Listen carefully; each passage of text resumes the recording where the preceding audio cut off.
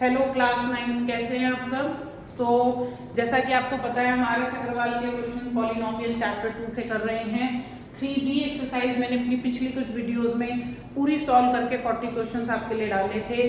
तो आप please comment करके मुझे ज़रूर बताइएगा कि कितनी हेल्पफुल थी वो वीडियो और फैक्टराइजेशन का पर्टिकुलर वो कॉन्सेप्ट कितना अच्छा से क्लियर हुआ।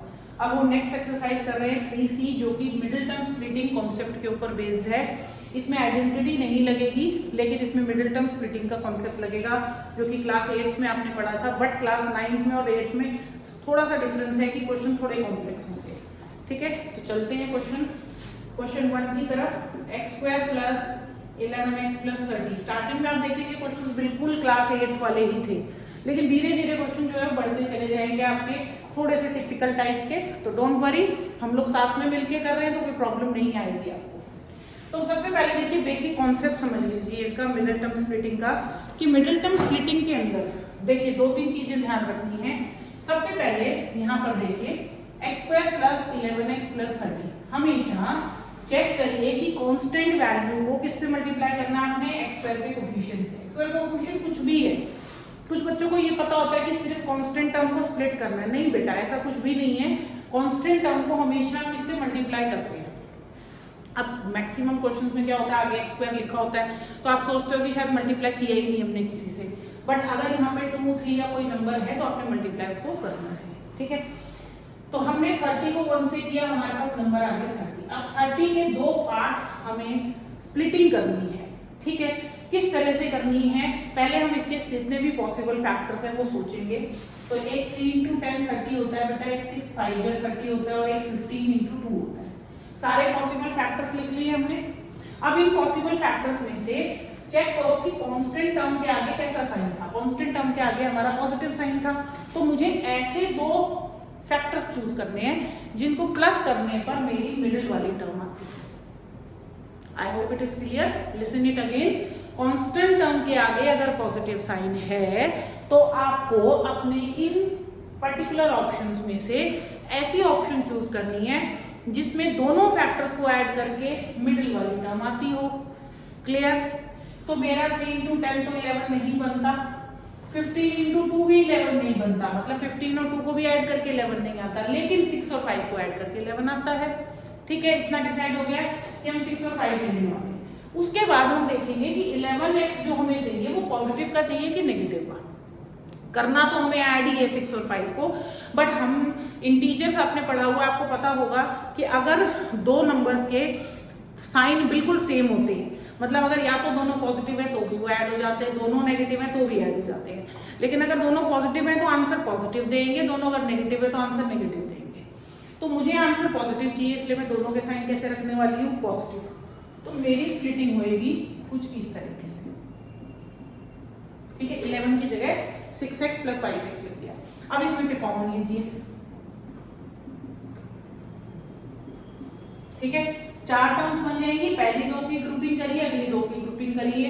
एक फैक्टर बना x + 6, एक फैक्टर बना x + 5। यही दोनों आपके फैक्टर्स हैं। ठीक है, यही कॉन्सेप्ट मैं आपको हर क्वेश्चन में कोशिश करूंगी, समझाऊंगी, तो आपका ये जो है कॉन्सेप्ट बिल्कुल क्लियर हो जाएगा। ठीक है, आई होप कि सिंपल क्वेश्चन तो आप कर लेते होंगे, लेकिन आरएस में जो थोड़े टिपिकल टाइप के क्वेश्चन हैं उन्हीं में आपको आई थिंक दिक्कत आती होगी। चलिए मूव करते हैं क्वेश्चन नंबर 2 की तरफ। x² + 18x + 32। तो सेम कॉन्सेप्ट, 32 को किससे, x² का कोफिशिएंट 1 है, 1 से मल्टीप्लाई करेंगे। तो 32 × 1 कितना हो गया बेटा, 32 × 1 = 32। फैक्टर्स बनाएंगे, 8 × 4 16 × 2 एंड 32 × 1। ये 3 फैक्टर्स है। कांस्टेंट टर्म के आगे पॉजिटिव साइन है, इसका मतलब मुझे प्लस करने पर 18 चाहिए। तो मैंने 6 और 16 और 2 को चूज करा है, क्योंकि मुझे आंसर भी 18 के आगे पॉजिटिव चाहिए, दोनों का प्लस का साइन होगा। तो x² + 16x + 2x + 32।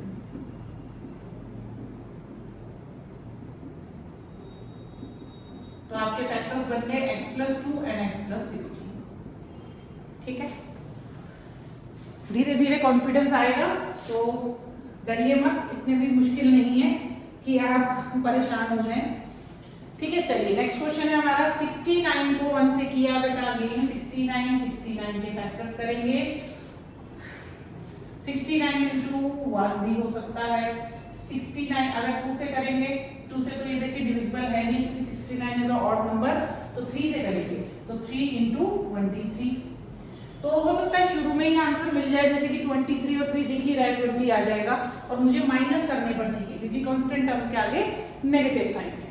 तो मैंने डिसाइड करा है 23 और 3 हम लेंगे, और क्योंकि आंसर पॉजिटिव चाहिए तो दोनों में से जो बड़ा नंबर होगा उसके आगे मैं पॉजिटिव साइन लगाऊंगी, क्योंकि अगर मैंने छोटे के आगे लगाया मेरा आंसर नेगेटिव हो जाएगा, मतलब 20 जो 20 नेगेटिव होना चाहिए था, बट 20 तो पॉजिटिव है, मतलब डिफरेंस अगर पॉजिटिव आ रहा है तो बड़ा नंबर पॉजिटिव था, छोटा नेगेटिव था।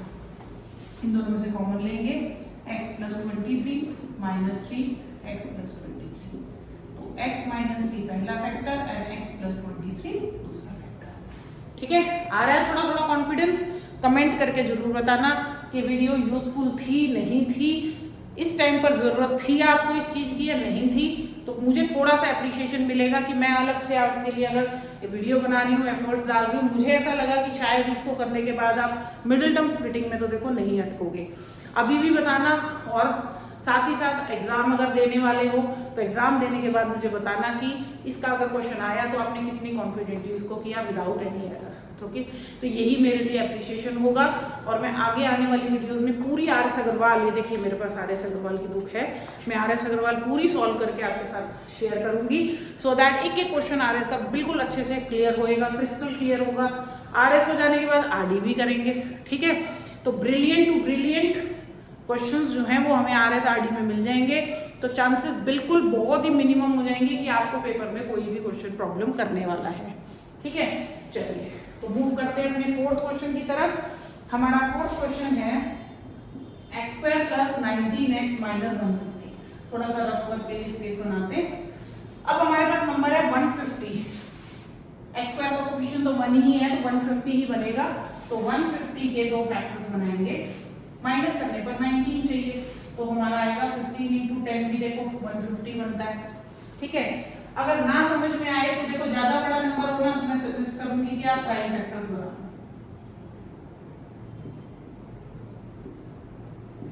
वैसे प्राइम फैक्टर नहीं, मैंने 6 यूज कर लिया था यहाँ पे, तो 5 6 जा 2 3 जा एंड 3।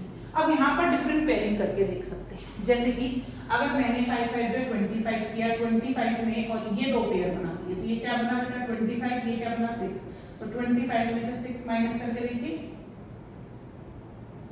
आ गया ना 19। ये तो तुक्का लग गया था, कई बार ऊपर नीचे करना पड़ता है।